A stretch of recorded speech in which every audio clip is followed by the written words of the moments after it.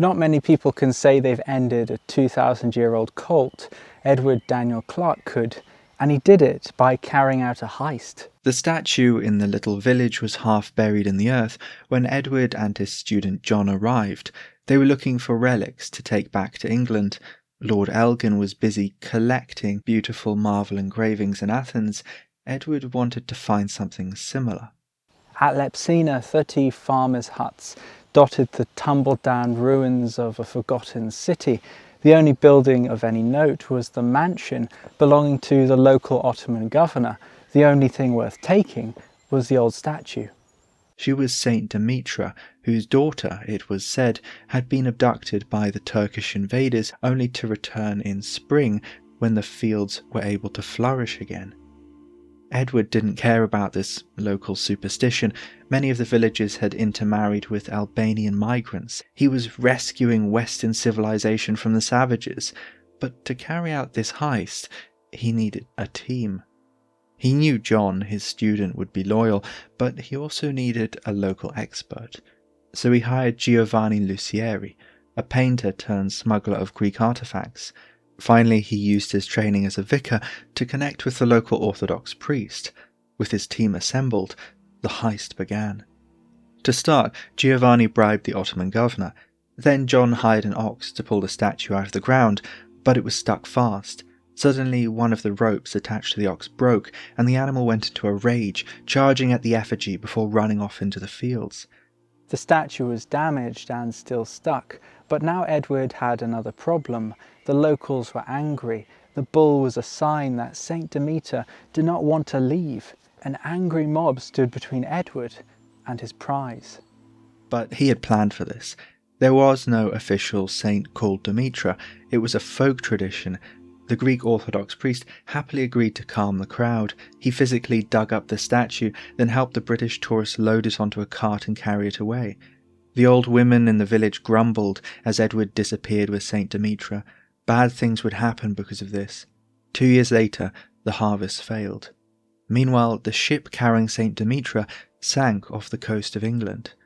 Was that statue cursed? Its story wasn't over, but to understand what happened next, we need to learn a little bit more about the place it was found in. Years later, when serious archaeologists began digging at the site, they discovered the name of that forgotten city had once been Eleusis, the location of the most famous and popular of the mystery cults in ancient Greece and Rome. Welcome to Blue Fawn, an AI-free channel where we look at religious and esoteric history. I hope you have as much fun watching this video as I have making it. I need your help.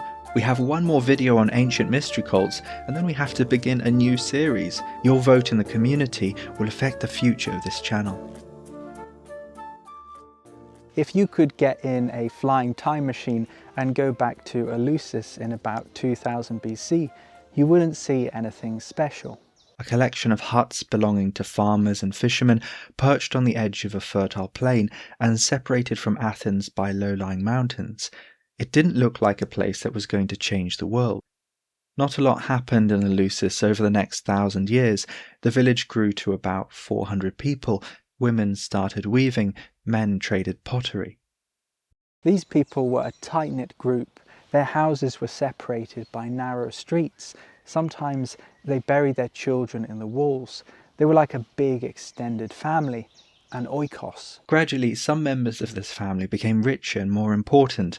They moved to houses on the slopes of a rocky hill. It was hard to build here. That made these houses all the more special.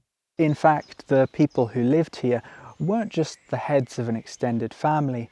They were priest kings who mediated the relationship between former heads of the oikos and the rest of the settlement. Soon the people of Eleusis decided to build a great hall on the slopes of the hill for the extended family of the priest kings and queens.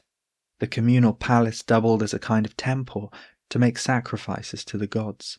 As they traded with other towns, new deities began to appear at Eleusis.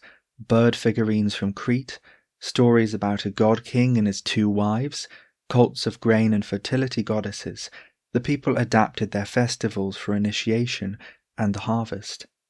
Then at some point, maybe around 1000 BC, disaster struck. The Athenians arrived. They marched over their hills with their metal weapons and declared that Eleusis was now part of their territory. Perhaps the Eleusinians resisted. Some writers tell us there was a great battle, but eventually the king and his sons were ended, and the daughters of the royal household were married off to the rulers of Athens in an oikos which was so closely knit it was like the family had been torn apart. A second catastrophe followed. There were many settlements like Eleusis, organised as an extended family, with the king and queen like a father and mother living in a great hall. Now these palace economies began to collapse. Bands of angry pirates sacked the halls. The way people organised society fell apart. For a while, everyone forgot how to write. At Eleusis, the great hall, once the heart of the community, was deserted and fell into ruin. When people began to reorganise their towns and cities, they did so with a different set of ideas. There were simply too many people living in a settlement now to think about it as an extended family. Rather, they started to use the word polis, a kind of homeland, where individual citizens had rights and responsibilities. People began to think more about the individual. For some educated men, this created a fairer society.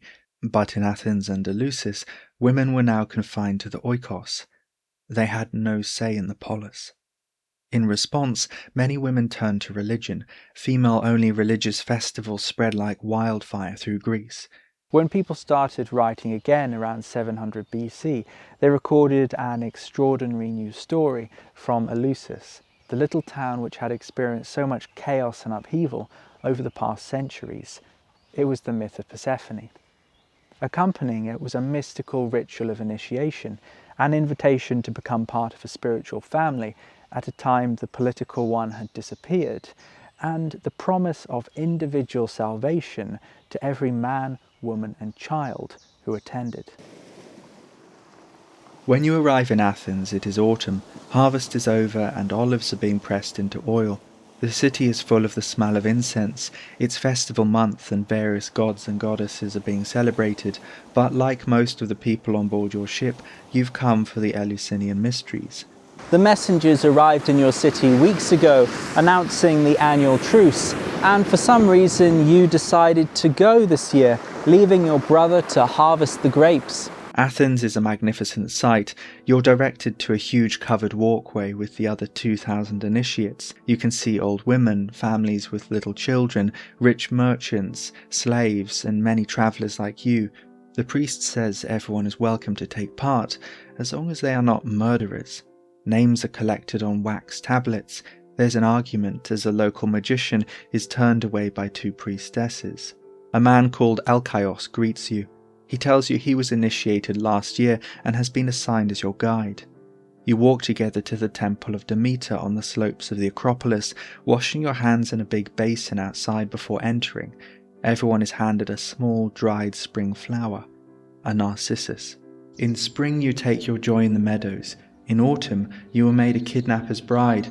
You alone are life and death to toiling mortals. O Persephone, you nourish all, always, and end them too. You wake to the cry, Alade Mistai. It's time to head to the ocean to begin the day of purification. Alkaios meets you outside with a piglet. Hundreds of initiates are already in the water, washing themselves and their pig. You think about the mistakes you've made in your life and wash them off your body and onto the animal. Back at the temple, you personally sacrifice your piglet and watch its blood spill onto the altar and absorb your unclean deeds. Before you head back to the inn, Alkaios tells you one of the initiates was eaten by a big fish while washing in the sea. Surely the judgment of the goddess. O goddess, O queen to whom many pray, I beseech you to come graciously to your pious initiate. 2 days later you begin the sacred procession to Eleusis. You gather with the other initiates near the cemetery. Morning light shines through the olive trees and dapples the grass. The crowd murmurs as the priestesses arrive with the sacred jars. Inside are holy objects connected to the goddess. They are being taken back to Eleusis. A group of Athenian men wearing black join the procession. They are here to protect you, but also to carry the statue of Eunapius, whose temple you are passing. He seems like a young version of Dionysus. Suddenly the crowd starts chanting the god's name. Iake, cries everyone, as you begin walking along the sacred way to Eleusis. There's a feeling of excitement in the air. Myrtle wreaths are handed round. Finally, after waiting so long, you are on your way. I begin to sing of rich-haired Demeter, awful goddess, of her and her daughter Persephone, whom Pluto rapt away. She was playing with the daughters of Oceanus and gathering flowers over a soft meadow, but the earth yawned, and the Lord of Death sprang out upon her. It's a day's walk to Eleusis, and you begin talking to your fellow initiates. A woman next to you says her name is Chloe. She tells you she decided to be initiated after her husband and son died in the plague last winter. You assume she now works as a courtesan. By evening, you've arrived at the temple of Aphrodite. Everyone's feeling quite tired, but there's still a sense of playfulness in the air. To your surprise, all the women suddenly hike up their skirts and start cracking dirty jokes. Apparently, the male initiates weren't informed about this part of the ceremony. But Demeter stayed silent with lovely eyes cast down. Finally, Iambe cheered up the goddess with jokes and jests, and Demeter began to smile. As the sun sets, you finally arrive in the temple courtyard, lit by flaming torches. Some priestesses perform a fire dance, balancing objects on their heads, before everyone disperses for the night. With the inns already full, you sleep under the stars. The next day you spend waiting and fasting. In the evening you go to the sacred well outside the temple, and the priestesses take down everyone's names on the wax tablets again. Then you have a little red cord tied around your hand. You're also given a small jar filled with the nutritious drink. It's a mixture of barley and pennyroyal. It makes you feel calm. Vexed in her dear heart, the goddess Demeter sat near the wayside by the maiden well, from which the women of the place were used to draw water, and she was like an ancient woman who was cut off from childbearing and the gifts of Aphrodite, like the nurses of kings' children or the housekeepers in their echoing halls.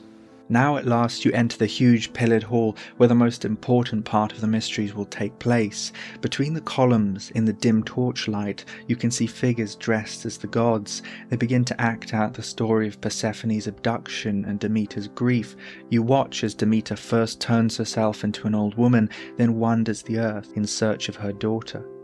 Search for Persephone, cries the priest, and the initiates begin running into the shadowy corners of the temple, looking for the goddess. In the darkness, all you can hear is Demeter's crying, echoing through the halls. When the initiates return from their fruitless search, you can see Chloe's tear-stained cheeks in the firelight. Now the goddess tries to find a child to replace her lost daughter. You watch as she attempts to turn baby Triptolemus into an immortal before she is interrupted by Queen Metanaria. Finally, the goddess's anger spills forth, indignant at the suffering and injustice of her loss. It reminds you of your argument with your brother before you left, and the reason why you've come. They found your son's body floating at the bottom of the well. You feel Demeter's unrelenting grief and fury coursing through your veins. Then she caused the most dreadful and cruel year for mankind over the all-nourishing earth. The ground will not make the seed sprout, for rich-crowned Demeter kept it hid. In the fields the oxen drew many a curved plough and vein, and much white barley was cast upon the land without avail. So she would have destroyed the whole race of man with cruel famine, and have robbed them who dwell on Olympus of their glorious right of gifts and sacrifices. Who could remain unmoved in the face of such powerful resolve? Even the capricious and unjust Zeus is forced to bend his will and allow Persephone to return to her mother for a time. The priestess opens the sacred containers and you step forward to look inside. Actually, the objects aren't anything particularly special, but following the ceremony, you see them from a new light. Every flower bud carries its own death within itself, and every rotting fruit is filled with the seeds of new life. You can find your grief in beauty and hope in despair. The huge chamber suddenly fills with light. It's a crowd of former initiates holding torches. The priest explains that thanks to Demeter and Persephone, we too can hope for a better life after death. The goddesses understand our mortal suffering and have compassion on us. Then the crowd begins to sing. You can see Alcaios among them, his face lit by the torch, his eyes aflame with hope. You soon pick up the words, and with wonder begin to sing. And rich-crowned Demeter did not refuse, but straightway made fruit to spring up from the rich lands, so that the whole wide earth was laden with leaves and flowers. Then she showed the conduct of her rites, and taught us all her mysteries. Happy is he among men upon earth who has seen these mysteries. Right blessed is he among men on earth, whom they freely love. One reason we can imagine the Eleusinian Mysteries like this is because so many people attended them over the centuries. Of course, everyone was officially sworn to secrecy. In fact, we have records of 2 boys who snuck into the mysteries who were later executed.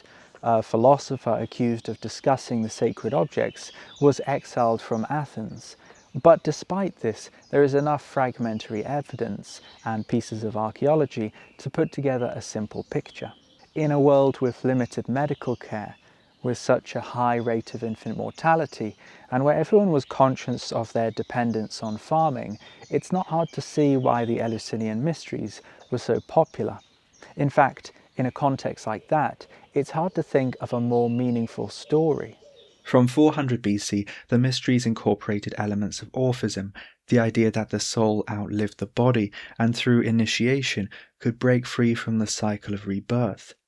In 311 BC, the temple was sacked by the Persians, but it was soon rebuilt. The great architects and artists of Greece contributed their work to the cult. The sculptor of Praxiteles created his statue of Venus bathing after seeing the beautiful Phryne cleansing herself in the sea outside Eleusis.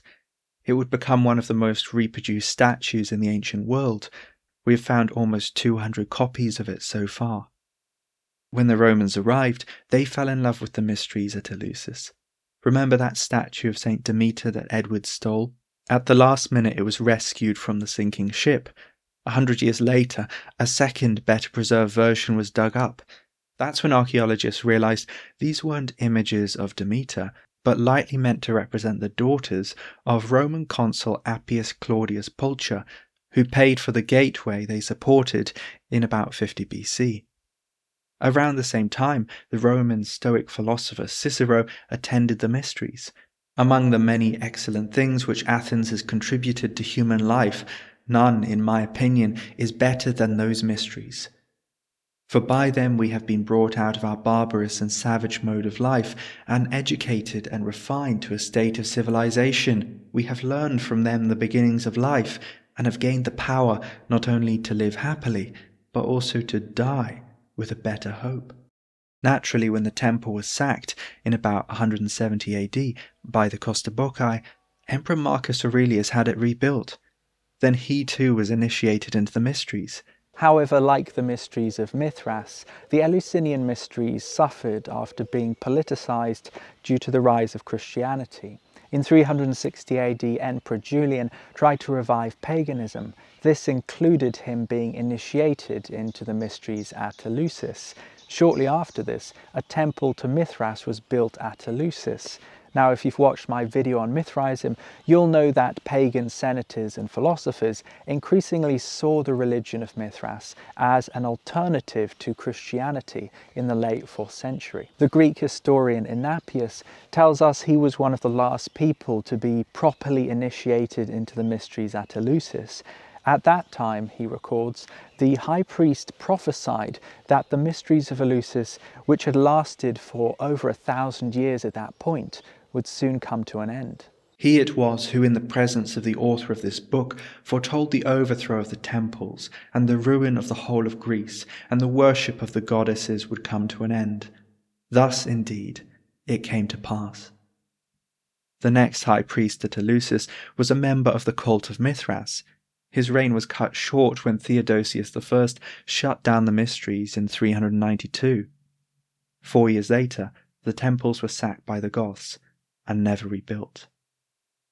When Edward wandered into the little farmer's village in 1801, he found the flickering remnants of this once mighty cult, now diluted with folk Christianity and focused on a half-forgotten statue. But of course, its legacy goes far beyond this. The Eleusinian Mysteries has gifted the world one of its great stories, the myth of Persephone's abduction and return from the underworld. It reminds us today of the cyclical nature of the world and the interconnectedness of life and death. It encourages us to face the tragedy of our own mortality and celebrate the joy of new beginnings. Thanks for watching this video.